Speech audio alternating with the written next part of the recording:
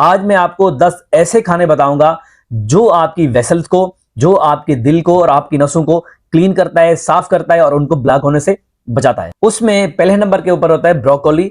Broccoli फूल गोभी की तरह होता है। आप इसको स्टीम करके ले सकते हैं, आप इसको सैलेड में ले सकते हैं, आप इसकी सब्जी बना के इसको इस्तेमाल कर सकते हैं। ये आपके कोलेस्ट्रॉल को कम कराता है, आपके ब्लड प्रेशर को कम कराता है और सबसे अच्छी बात यह है कि ये आपके जो गुड कोलेस्ट्रॉल है, जिसको एचडीएल बोलते हैं, उसको बढ़ाता है और बैड कोलेस्ट्रॉल जो एलडीएल होता है वो उसको कम करता है। और दूसरे नंबर के ऊपर होता है गार्लिक का इस्तेमाल करना।